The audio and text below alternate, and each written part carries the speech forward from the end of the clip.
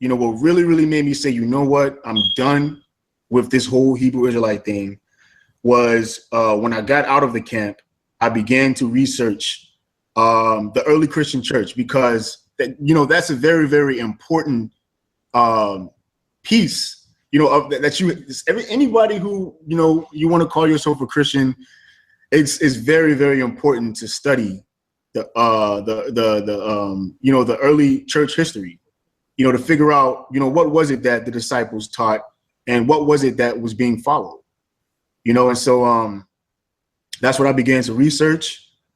And really, you know, after I saw the tremendous amount of information that anybody can just Google, you can just, you know, you can find this stuff. It's really easy. That's what really led me to say, you know what, I'm done with these, you know, these crazy doctrines. It's not sound. You know, there's no scholarly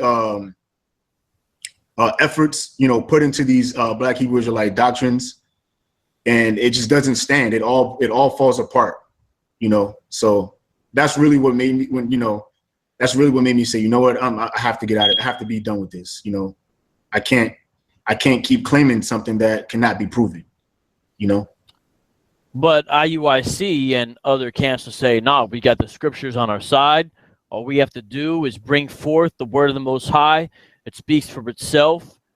The history that you refer to has been whitewashed. It's been taken over by westernized, Eurocentric minds.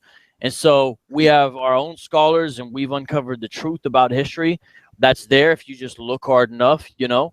They would say something like that. And you even mentioned a man in our previous conversation who you viewed as one of the more studious members of IUIC, who sometimes speaks in the meetings they have on the video. I mean, you know what they would say to what you just said, and they might say, well, you know, all you said is Google. Well, how's that scholarly? I'm just saying, what are some of the things you would say to encourage a person not to stop with the pat answers they're going to get back from leadership based on what you just said? Like, what's the next step of that argument when somebody says some of those things I just said back to you? What do you say? That's a real good question. What I would say, man, is, I mean, everybody has to do their own due diligence in searching, you know, the scriptures. You cannot rely on what someone teaches you and, you know, what someone is saying. You have to do the research for yourself and, you know, be honest in your research. Don't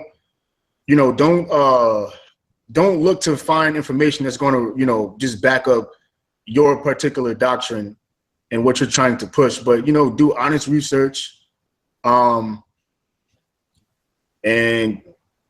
one thing that did it for me is understanding biblical criticism, you know, understanding the different, you know, criticisms that is really like disciplines of learning. You know, when you're trying to learn the scriptures and trying to find the proper exegesis to a text, you have to understand these different factors. You know, you can't just go off of, you know, like what IUIC would do is, like, you know, they will pull scriptures like Jeremiah 14:2, you know, Judah mourners, you know, the gains thereof language, they are black into the ground. You see, brother, Judah is black.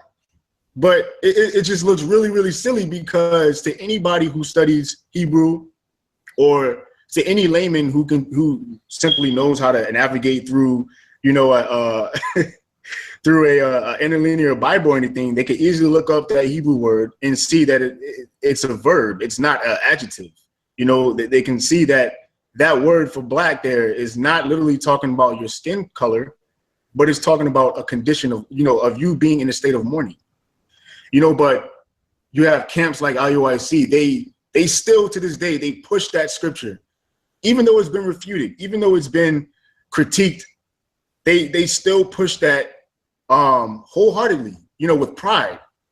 And these are the type of things that, you know, people who are honestly seeking for truth, these should be red flags, you know, that's just flying all throughout the air.